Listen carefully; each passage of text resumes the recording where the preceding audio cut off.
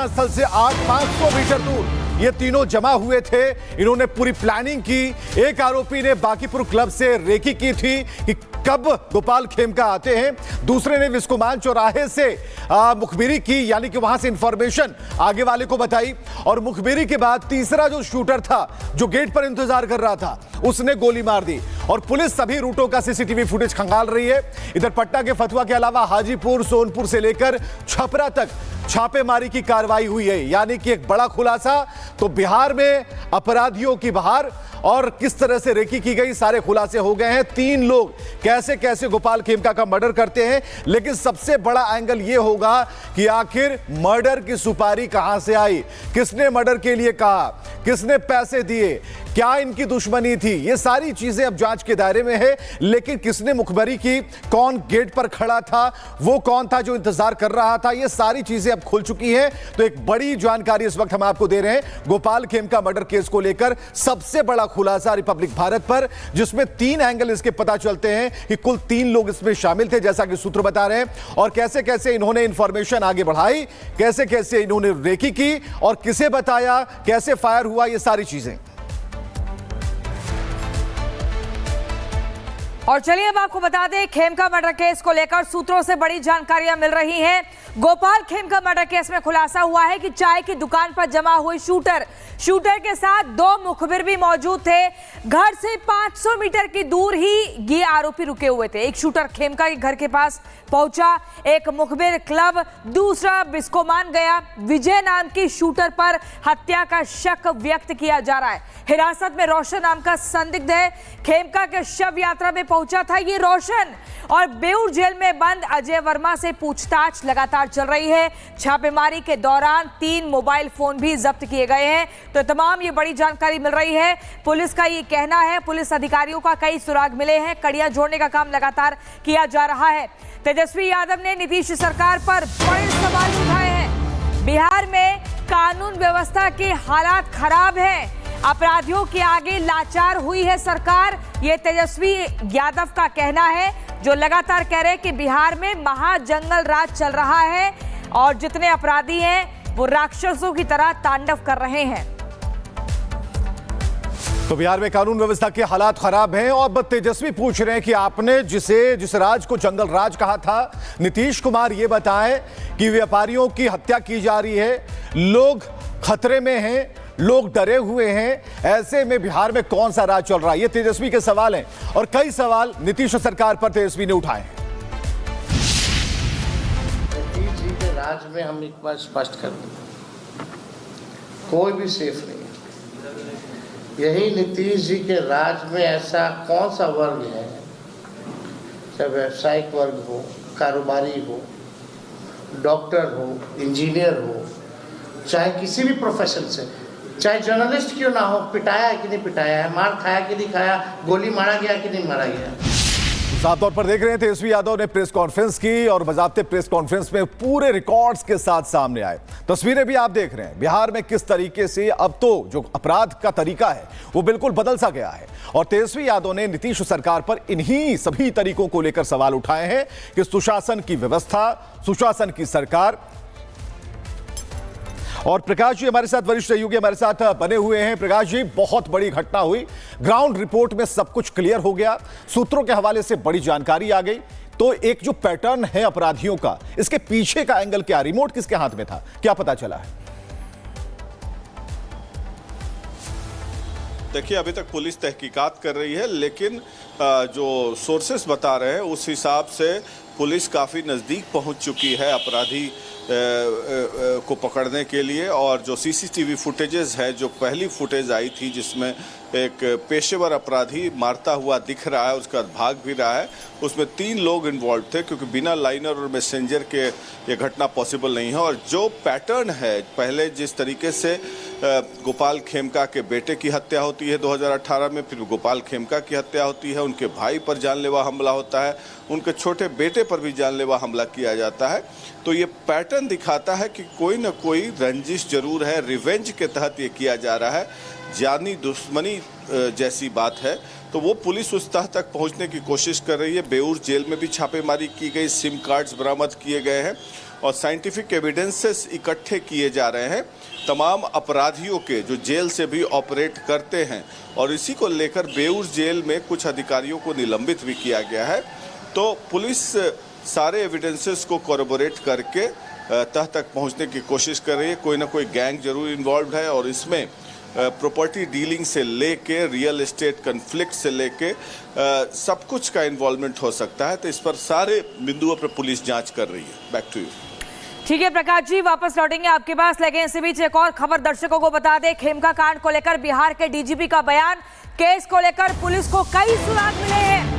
सरकार की मॉनिटरिंग में मर्डर केस की जांच लगातार की जा रही है, डीजीपी का ये कहना है। विनय कुमार डीजीपी बिहार वो ये कहते हैं कि इस मामले में, खेमका मर्डर कांड मामले में कई सुराग मिले हैं और लगातार कड़ियों को जोड़ते हुए जांच पड़ताल चल रही है, जटिल है। तो ये केस को लेकर जो कई सुराग मिले हैं, सरकार की मॉनिटरिंग में मर्डर केस की जांच चल रही है। खेमका कांड को लेकर बिहार के डीजीपी का बड़ा बयान आपको सुनवाते हैं। देखिए, इन्वेस्टिगेशन चल रही है। कल मैंने एसटीएफ और पटना पुलिस के साथ शाम में करीब 2 घंटे तक समीक्षा की है, अनुसंधान में क्या प्रगति हुआ है। हर दृष्टिकोण से कई टीमें अनुसंधान में लगी हुई है और उम्मीद है कि जल्द ही इसमें इसका उद्भेदन हो जाएगा। इसके अलावे और अभी कुछ शेयर नहीं किया जा सकता है कि काफ़ी संवेदनशील मामला है। साफ तौर पर अलग तरीके का मामला, और ये कांड बिल्कुल अब पुलिस की निगरानी में है, बहुत नजदीक पहुंच गए हैं। और जैसा कि प्रकाश जी कुछ देर पहले बता रहे थे कि रिमोट किसके हाथ में, तो रिमोट किसके हाथ में है ये भी जानकारी पुलिस को मिल चुकी है, ऐसा सूत्र बता रहे हैं।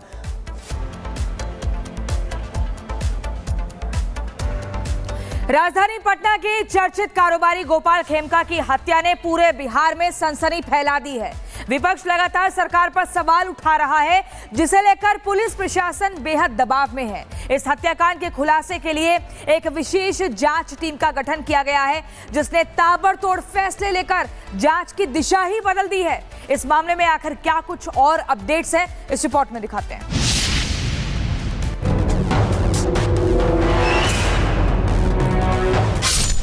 राजधानी पटना के मशहूर व्यापारी गोपाल खेमका की हत्या की जांच अब एसआईटी के हाथों में है। पटना पुलिस ने हत्यारों तक पहुंचने के लिए एसआईटी का गठन किया है, जो इस हत्याकांड में शामिल आरोपियों के चेहरे से नकाब उठाने की कोशिश में लगी है।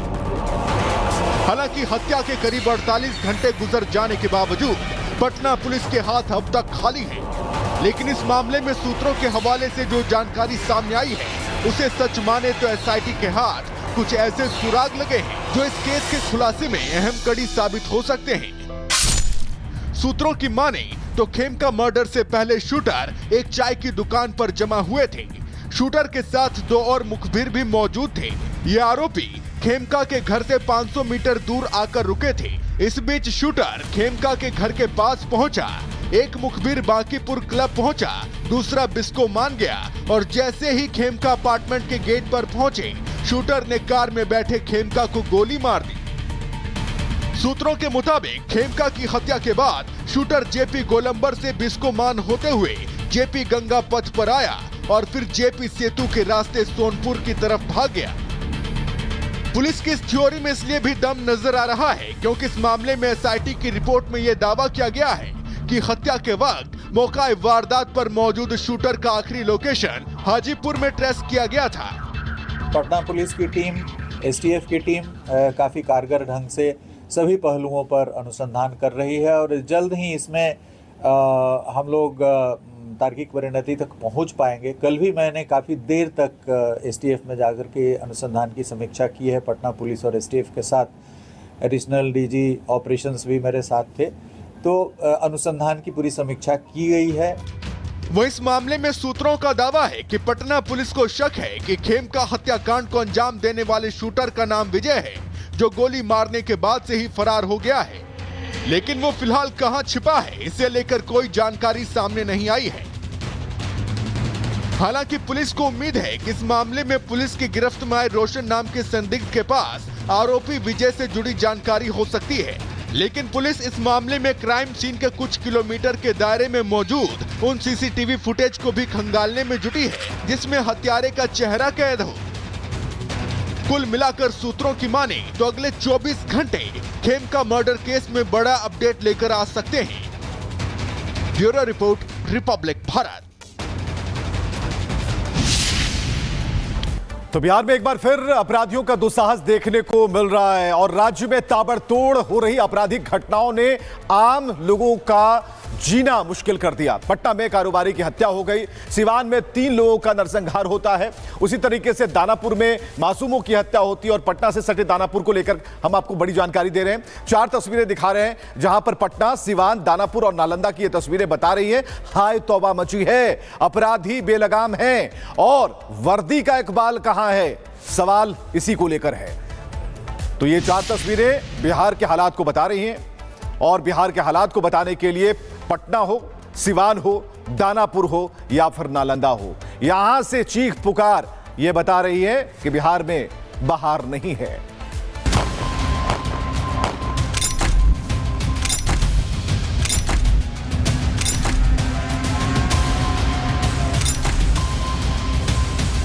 अपराधी मस्त, पुलिस प्रशासन पस्त,